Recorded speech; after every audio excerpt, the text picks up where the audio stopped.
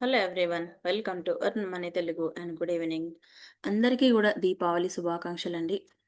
And ఈ రోజు market విషయానికి వస్తే సెన్సెక్స్ 411 పాయింట్స్ పెరిగి 84,363 దగ్గర అయితే క్లోజ్ అయింది. నిఫ్టీ 50 133 పాయింట్స్ పెరిగి 25,843 దగ్గర క్లోజ్ అయింది. అండ్ బ్యాంక్ నిఫ్టీ కూడా 319 పాయింట్స్ పెరిగి 58,033 దగ్గర అయితే క్లోజ్ అయింది. ఈ రోజు మన ఇండియన్ మార్కెట్లో అయితే నిఫ్టీ 50 కానీ బ్యాంక్ నిఫ్టీ అయితే లైఫ్ టైం హైక్ అయితే రీచ్ అయిపోయింది. లాస్ట్ ఫ్రైడే రోజు ఉన్నటువంటి రేంజ్ను కూడా దాన్ని బీట్ చేసి హైక్ అయితే వెళ్ళింది. నెక్స్ట్ బ్యాంక్ నిఫ్టీ అయితే కనుక 58,300 దగ్గర అయితే బ్రేక్అవుట్ అయితే ఉండొచ్చు అని అయితే ఉంది మార్కెట్లో న్యూస్ అయితే. నెక్స్ట్ నిఫ్టీ 50 కూడా 1 ఇయర్ హైక్ అయితే రీచ్ అయింది. ఈ రోజు ఇండియన్ మార్కెట్లో పబ్లిక్ సెక్టర్ బ్యాంక్స్ అయితే బాగా పర్ఫామ్ చేశాయి. దానితో పాటుగా ఆటో సెక్టర్ బాగా పర్ఫామ్ చేసింది. అండ్ రిలయన్స్ అయితే 3%గా మార్కెట్కి అయితే సపోర్ట్ ఇచ్చింది పెరగడానికి అయితే. ఆర్బిఎల్ బ్యాంక్ కూడా ఎమిరేట్స్ ఎంబీడీ డీల్ ఉండడం వల్ల కూడా స్టాక్ కూడా 9% పెరిగింది. అండ్ ఈ రోజు మార్కెట్లో ఉన్న ఇంపార్టెంట్ న్యూస్ ఏమున్నాయో అండ్ దాని గురించి డిస్కస్ చేద్దాం ఈరోజు. అండ్ గోల్డ్ ప్రైజెస్ అయితే పెరిగింది కానీ అండ్ సిల్వర్ ప్రైజెస్ అయితే -2,820 అయితే తగ్గింది ఈరోజు. ఈరోజు సిల్వర్ ప్రైస్ 1,54,790గా ఉంది. గోల్డ్ ప్రైజెస్ అయితే 510 రూపీస్కి అయితే పెరిగింది. 1,28,080 దగ్గర అయితే క్లోజ్ అయింది. లాస్ట్ ఫ్రైడే రోజు అయితే యూఎస్ మార్కెట్లో గోల్డ్ అయితే 7,000 తగ్గింది. అండ్ సిల్వర్ అయితే దగ్గరగా 10,000 అయితే తగ్గింది. అంటే ఈరోజు మన ఇండియన్ మార్కెట్లో కొన్ని స్టాక్స్ అయితే బాగా హిట్ అయ్యాయి. ఆల్ టైమ్ హైక్ అయితే రీచ్ అయ్యాయి. ఎస్బీఐ కానీ, ఎయిర్టెల్ కానీ, బజాజ్ ఫైనాన్స్ కానీ, బజాజ్ ఫిన్సర్ లాంటి స్టాక్స్ అయితే ఆల్ టైమ్ 52 వీక్స్ హైక్ అయితే రీచ్ అయ్యాయి.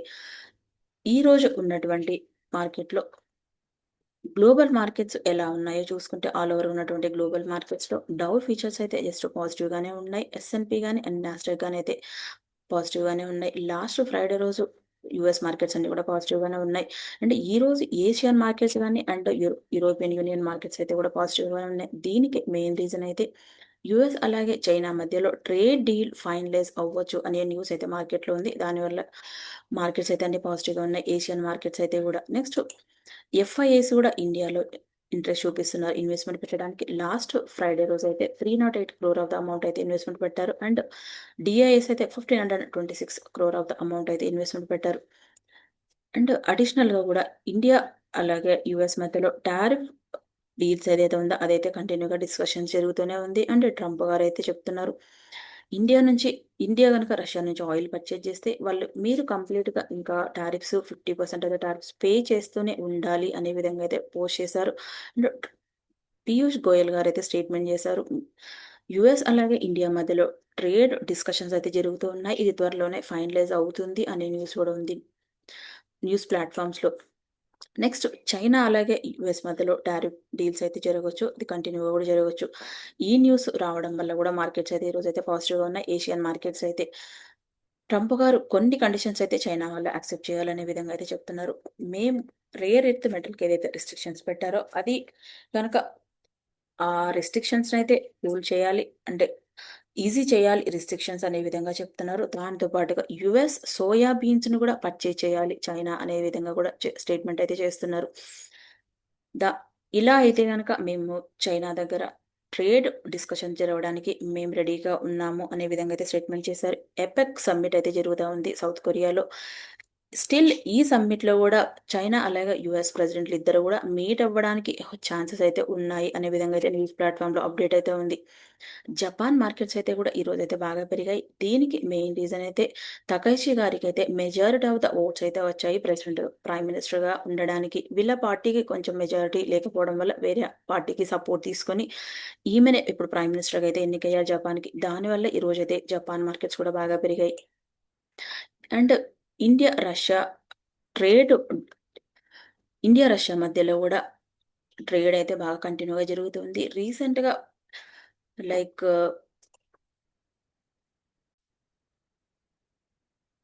ఇండియా నుంచి అడిషనల్ ప్రోడక్ట్ కూడా రష్యా వాళ్ళు పర్చేజ్ చేయడానికి రెడీగా ఉన్నట్టయితే న్యూస్ ప్లాట్ఫామ్లో అయితే అప్డేట్ ఉంది. లైక్ సీ ఫుడ్కి సంబంధించినటువంటి ప్రోడక్ట్ కానీ టెక్స్టైల్ కానీ అదర్ ప్రోడక్ట్స్ అయితే పర్చేజ్ చేయడానికి అయితే ఇంట్రెస్ట్ చూపిస్తున్నారు. పుతిన్ గారు అయితే ఇండియా నుంచి అడిషనల్గా ప్రోడక్ట్ అయితే ఇంపోర్ట్ చేసుకోవడానికి బిజినెస్ అయితే ట్రేడ్ అయితే కంటిన్యూగా ఇంకా డెవలప్ చేయాలి అనుకుంటున్నారు. అండ్ రష్యా మధ్యలో వార్ జరుగుతుంది. ఉక్రెయిన్ ప్రెసిడెంట్ అయినటువంటి జెలెన్స్కీ గారు అయితే మీట్ అయ్యారు ట్రంప్ గారిని వైట్ హౌస్లో. వీళ్ళిద్దరి మధ్యలో కూడా డిస్కషన్ జరిగిందని, త్వరలో వార్ ఎండ్ అవ్వడానికి ఇద్దరు డిస్కషన్ చేశారు అనే విధంగా కూడా ఉంది ఈ డీల్లో అయితే.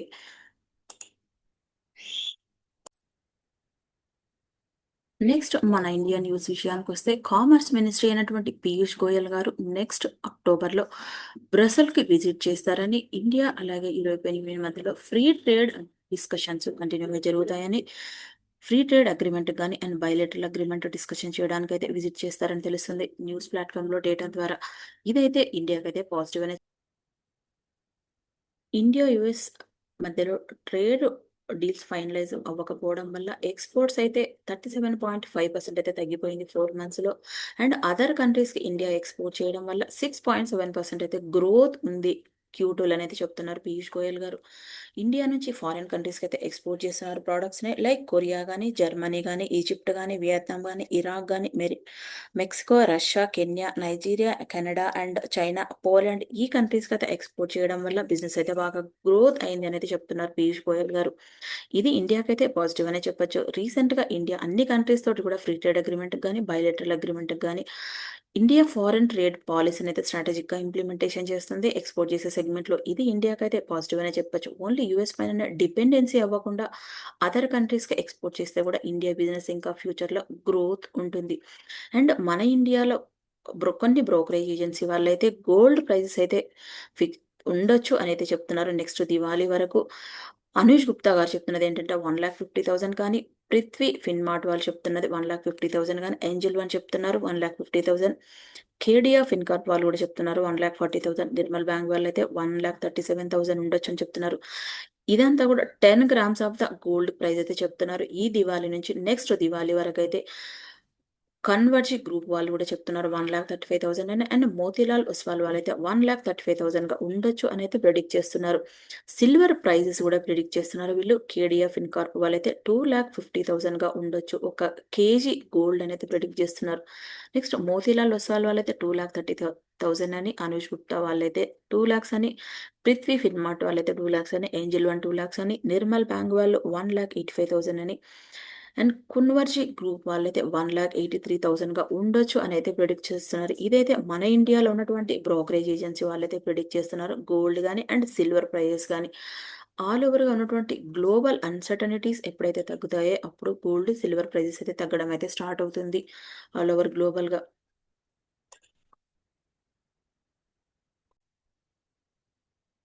నెక్స్ట్ రేర్ ఎర్త్ మెటల్ని ఇంపోర్ట్ చేసుకోవడానికి రష్యా వైపు అయితే ఇండియా టర్న్ అవుతున్నట్టుగా అయితే తెలుస్తుంది. చైనా నుంచి డిపెండెన్సీ తగ్గించి రష్యాలో ఉన్నటువంటి కంపెనీస్ దగ్గర నుంచి అయితే ఇంపోర్ట్ చేసుకోవాలని అయితే తెలుస్తుంది.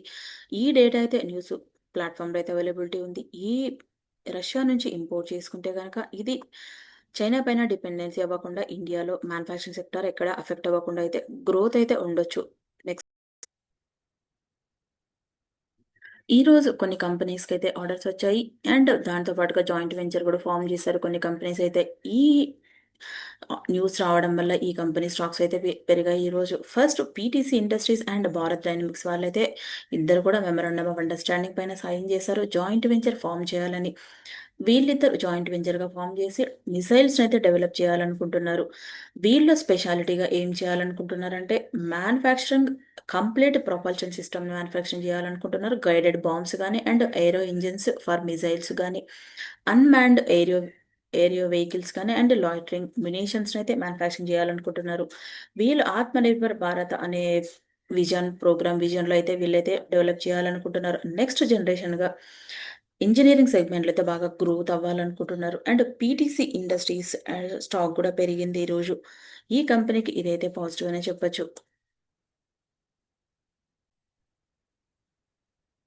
నెక్స్ట్ గోయల్ సాల్ట్ కంపెనీకి అయితే ఒక ఆర్డర్ వచ్చింది. 78 crore వర్త్ చేసి ఆర్డర్ అయితే వచ్చింది వీళ్ళకి.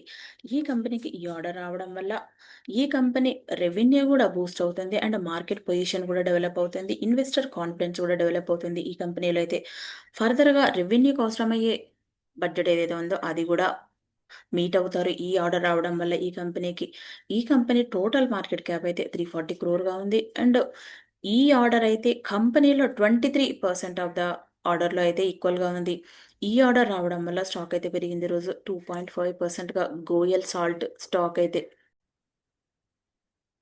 నెక్స్ట్ ఇర్కాన్ ఇంటర్నేషనల్‌కి ఒక ఆర్డర్ వచ్చేది 360 క్రోర్ వర్త్ చేసే ఆర్డర్ అయితే వచ్చింది.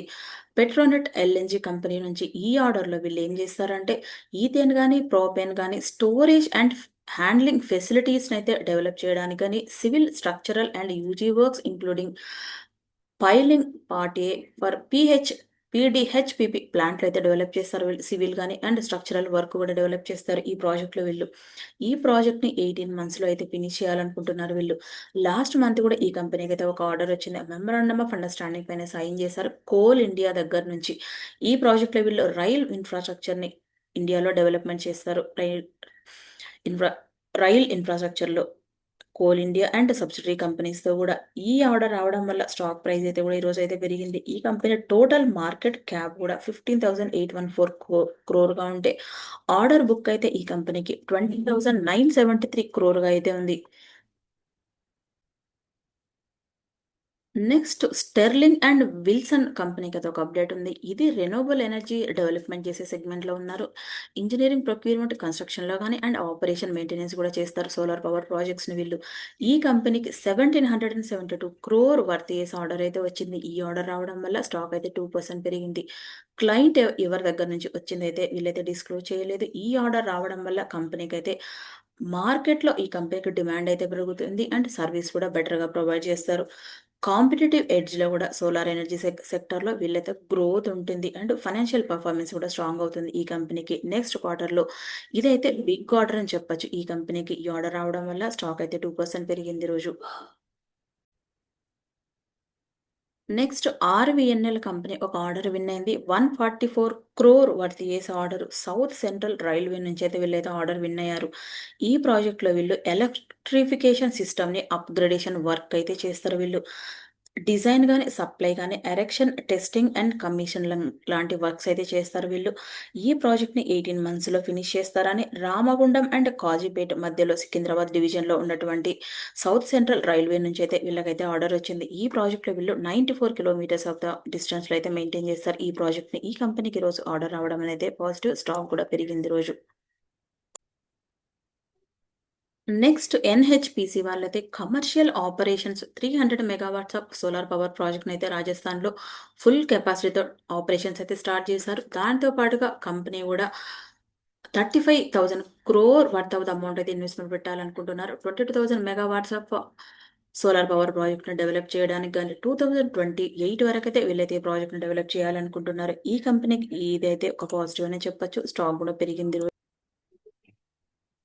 నెక్స్ట్ ప్రోటీన్ ఈ గవర్నమెంట్ టెక్నాలజీస్ లిమిటెడ్‌లో అయితే ముకుల్ అగర్వాల్ గారు 1.48% ఆఫ్ ద స్టేక్‌ని అయితే బై చేశారని, ఇది Q2లో అపియర్ అయిందని తెలుస్తుంది డేటా ద్వారా.